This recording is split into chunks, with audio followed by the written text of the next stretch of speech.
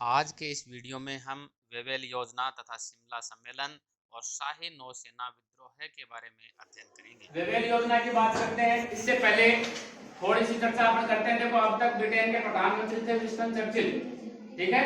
और Winston Churchill ये क्रिक mission वगैरह ये इसलिए भेजते हैं कि इसके बाद में हो सकता है कि लेबर पार्टी की सरकार बन जाए और भारत के लिए कुछ वो घोषणा कर दे, है ना। तो इसके बाद में देखो यहाँ सरकार चेंज भी हो जाती है और फिर जो प्रधानमंत्री हैं यहाँ के पीएम लिख देता हूं, कौन बन जाते हैं? लेबर पार्टी की सरकार आ जाती है, क्लीमेंट एटली और पैथिक लॉरेंस ये भारत सचिव बन जाते हैं। और वेवेल क्या बन जाते हैं? वायसराय बन जाते हैं। ये वायसराय है भारत के।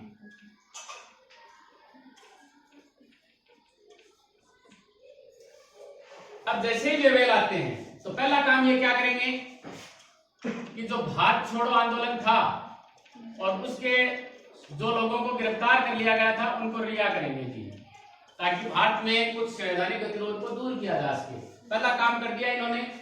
भारत छोड़ो आंदोलन में जिन नेताओं को जिनको भी गिरफ्तार किया गया था उन सभी को मुख्य रूप से नेताओं को इन्होंने रिहा कर दिया। और 14 जून 1945 में इन्होंने एक रूपरेखा रखी कि पहली बात वही कार्यकारिणी परिषद की हम स्थापना करेंगे जिसके अंदर हिंदू और जो मुसलमान हैं उनको बराबर संख्या में हम सीट देंगे, हिंदू और जो सामान्य हिंदू हैं उनको। और इसके अंदर भी एक पॉइंट और रख दिया कि हमने ये बढ़ा दी, लेकिन गवर्नर जनरल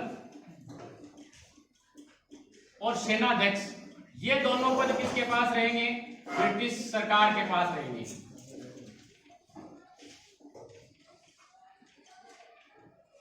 ठीक है, पहला पॉइंट है ये। दूसरा पॉइंट इन्होंने क्या दिया कि प्रांतों के अंदर मिली जुली उत्तरदायी सरकार की हम स्थापना करेंगे। और ये जो संविधान है ये कोई स्थायी संविधान नहीं है। जब नया संविधान बन जाएगा यानी इसके जो भी ये नियम है ये लागू नहीं होंगे। ये कोई प्रभावी तरीका नहीं है। नया संविधान बनेगा वही लागू होगा, ये कोई प्रभावी नहीं है। तो इस प्रकार से वेवेल योजना प्रस्तुत की जाती है। और इसके बाद में इसके ऊपर विचार करने के लिए 25 जून 1945 को वेवेल योजना पर विचार करने के लिए 25 जून 1945 को शिमला में एक सम्मेलन का आयोजन किया जाता है। कार्यकारिणी परिषद पर चर्चा होनी है। जो वेवेल हैं वो कहते हैं कि 14 सदस्यों की एक कार्यकारिणी परिषद होगी।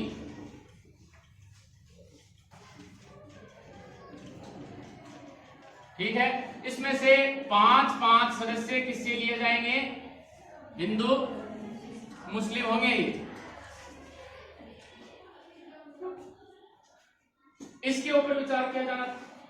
यहां कांग्रेस ने अपनी तरफ से भेज दिया मौलाना आजाद को, मौलाना अब्दुल कलाम आजाद को। और लीग ने यहां पर भेज दिया किसको? जिन्ना को।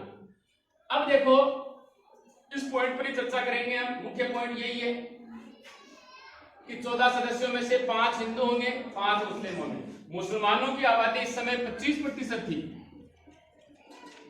लेकिन फिर भी उन्हें हिंदुओं के बराबर प्रतिनिधित्व दिया जा रहा था।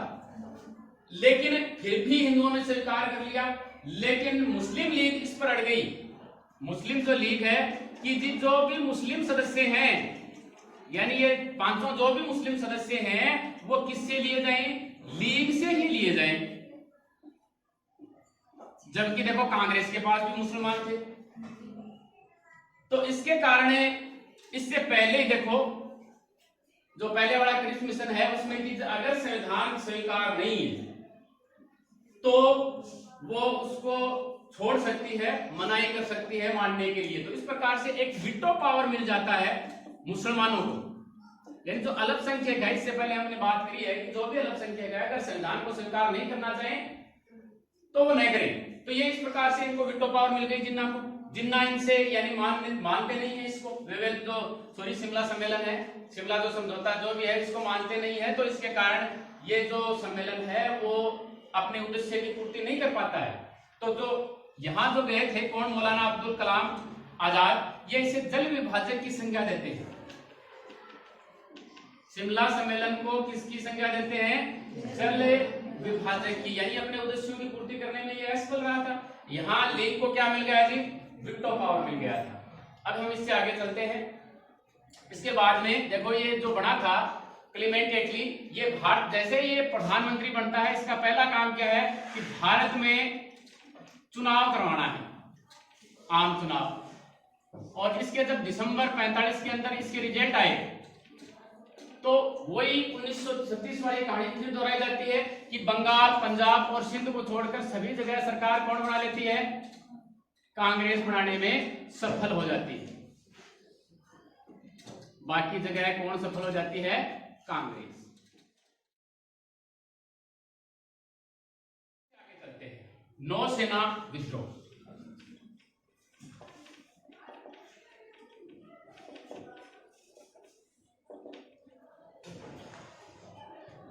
ये विद्रोह इसलिए होता है कि इन लोगों ने एक तो सीख ली भारत छोड़ो आंदोलन से, ठीक है, दूसरी इन्होंने सीख ली आजाद हिंद फौज से कि भाई वही अगर आंदोलन कर सकते हैं तो हम क्यों नहीं कर सकते, ठीक है। तो नौसेना का विद्रोह होता किस लिए है? कारण क्या है कि इनके साथ में एक तो जातीय व्यवहार किया जाता था कि आप ऐसे हैं, वैसे हैं, काले हैं, गोरे हैं, जो भी है, और इनको एक खाना है वो बढ़िया नहीं दिया जा रहा था। तो अच्छे खाना प्राप्त करने के लिए भी इन्होंने क्या कर दिया जी? विद्रोह कर दिया नौसेना ने। नौसेना जानते हो ना कौन सी होती है? हाँ, तो इसकी जो एक तलवार की हम बात करते हैं, एक तलवार जहाज की है और एक SMIS तलवार। ये एक गैर कमीशन्ड अधिकारियों और सिपाहियों की संस्था थी। गैर कमीशन्ड अधिकारी और साथ में क्या? सिपाही, जिन्हें कहा जाता था, इनको कहा जाता था रेजिडेंट, ठीक है। तो SMIS तलवार, यहां के इन सैनिकों ने विद्रोह कर दिया। एक कारण तो यह था। दूसरा, एक व्यक्ति थे विसिदक, इन्होंने तलवार नामक जहाज पर, एक जहाज थी कौन सी? तलवार, और उस पर क्या लिख दिया जी? भारत, अंग्रेजों भारत छोड़ो। तो एक मुख्य पॉइंट ये भी था कि विसिदक ने क्या लिख दिया? हाँ। और जो जैक होते थे, आपने जहाज देखे, जहाज के आगे की तरफ एक यूनियन जैक होता है और वहां पर झंडे वगैरह लगाए जाते हैं, तो वहां पर इन्होंने क्या कर दिए? कम्युनिस्टों के, कांग्रेस के, इस प्रकार के झंडे टांग दिए वहां पर। अंग्रेजों वाला के हटा दिया और भारतीयों के टांग दिए। तो इस प्रकार वो जो ब्रिटिश लोग हैं वो इससे खुश होंगे क्या? नहीं हुए। तो फिर इसके बाद में देखो आगे हम करते हैं। MS खान के नेतृत्व में, MS खान के नेतृत्व में एक हड़ताल समिति बनती है और इनका उद्देश्य क्या है? एक तो ये खाना हमें अच्छा मिले, ठीक है, पहला पॉइंट इनका। दूसरा पॉइंट कि हमें वेतन अंग्रेजों के बराबर दिया जाए।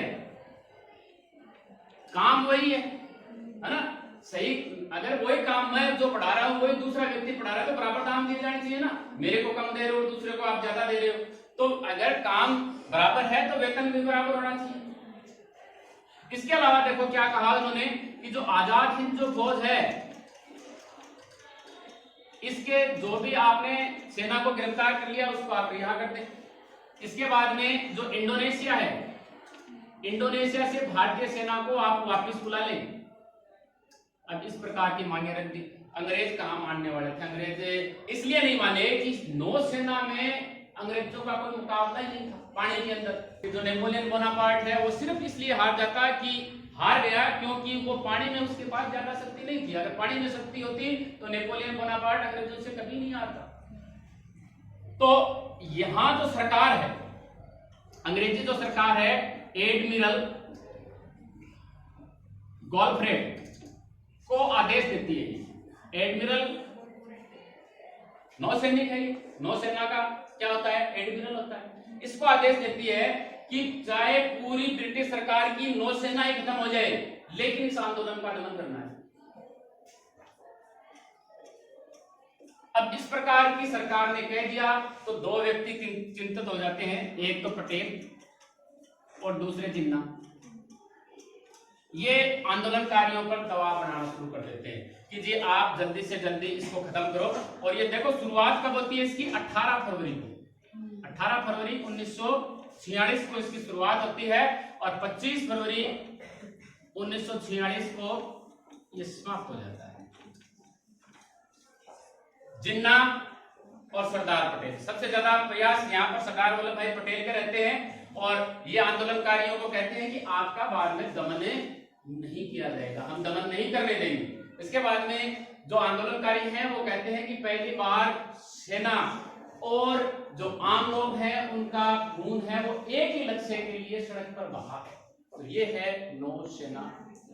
शाही नौसेना विद्रोह के साथ ही आज का हमारा ये टॉपिक यहीं समाप्त होता है।